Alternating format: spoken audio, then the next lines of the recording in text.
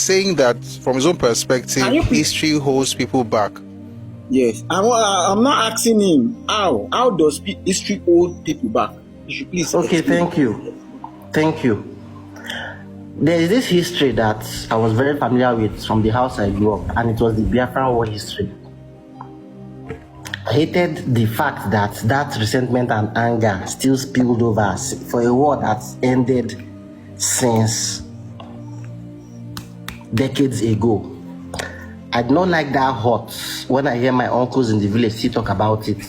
When I think history, it comes to my mind first that bloody civil war that Nigeria didn't need to pass through.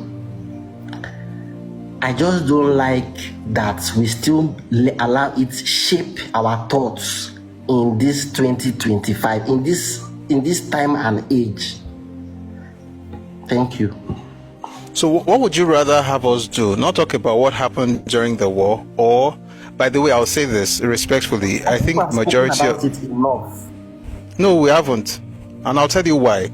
The only narrative we have about the Nigerian Civil War in the Nigerian public space is the one from the East. Sadly, it is not the truth. We have never started speaking about... Wait, I'm going somewhere. We have never started talking about the war. And by God, we will talk about that war. We will talk about it for years to come. And the reason is because we have waited 55 years to counter certain narratives. Certain things have traveled very far in people's minds. The people who you hear, and I get what you're saying, like people are holding on to the hurt and the pain. The reason is because they were lied to and they never found resolution. So if something happens to you, people always talk about closure. You have to find closure. You will never find closure based on falsehood and propaganda, because the people you are lying against also have a right to speak up. Now the problem is this: people did not speak up for the last 55 years, and they did not do anything about the belief. It's not necessarily the facts of history, it's the belief. The more you talk about your side of the story, the more the people that fought the war will wake up. That's the point. I'm not telling you my side of the story.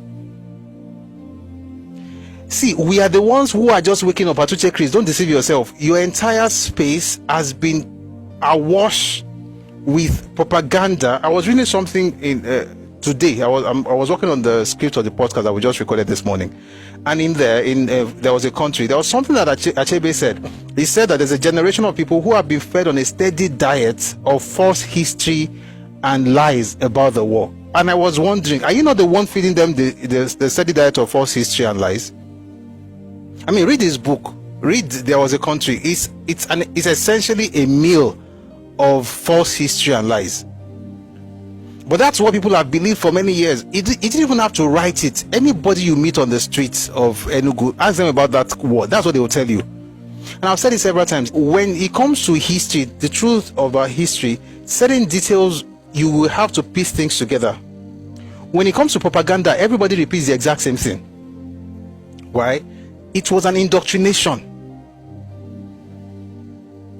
Propaganda does not, you cannot have anything off. It's the same thing. It's the same narrative, because it was drummed into you again and again and again and again. So when you say it, no matter where the person is, they're saying the exact same stuff. I don't have to read the book by Tino Achebe, which I have read, by the way, but I don't even have to read the book to understand what he's saying, because everybody says the exact same thing. So the story of the Civil War has not even started being told. You know why? When people were writing books, for some reason in Nigeria, people, especially in the West, consider that let's just forget it. Like, they just leave it alone. Like, these people went through this. We are one Nigeria. Let's make progress. Why we are revisiting that history today is because our ignorance has been weaponized. And people from the East, especially in the political landscape, and even generally, people tend to use that as currency. Your ignorance can be expensive. And because you don't know, I can easily blackmail you and gaslight you into almost submitting your entire heritage to me because I was the one who was hurt. Meanwhile, there's another side to that story. That other side is what we're discussing. and I'm not even talking about it today, but when you say the history of the war, if I start telling people that, oh, they murdered people, everybody say, oh, that's okay. As soon as I say that you murdered people, everybody say that's a bad history. Stop talking about that history. It's a very, very terrible thing. Stop talking about it. The point is, how come your own pains can be discussed, but other people's pains inflicted on them by you cannot be discussed in the name of fairness? That's not fairness. That's victimhood. That's like laying claims. It's like having patent rights on victimhood. Like you can't share with anybody else. So I get it that people can rehash it. So what I don't like that people do with history is that they can take it and use it as an excuse to hate a group. And I can get that, like, that's unnecessary. But the idea that other people should not talk about the war, that thing is not going to happen. Why? Because we have been subjected to, in Achebe's own words, a steady diet of false history and lies for the last 55 years. No, 58. If you start from 67. You start from 1967, for 58 years in Nigeria, we have been subjected to propaganda. And the numbers, somebody went on my video and wrote there that 21.5 million Igbo people died during the war.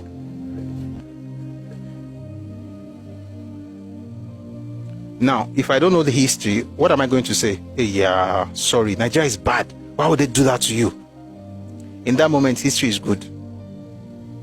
But because I know what really happened, I know that the entire region, Igbos, Ogoni, if you put everybody together, Ibibio, present-day Cross River, River State, Delta, if you put everybody together, Bayelsa, Akwa Ibom, all the five southeastern states, all of them were 12 million in 1967. All of them. Oh, let's say the census figures were not right. Okay, make them 15. You know what? Make it 17. Even at that moment, you're still not going to find 20.1 million Igbos dying in that war. So when we don't talk about history and we don't know what really happened, anybody can just come and throw one figure and say 1 billion people died somewhere, and all of us are just saying, hey, yeah, these people are bad. See how they treated you.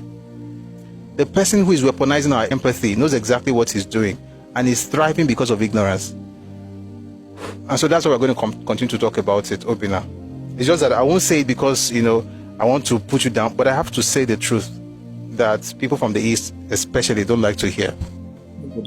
Because it somehow affects the narrative that they were raised with. Please go on.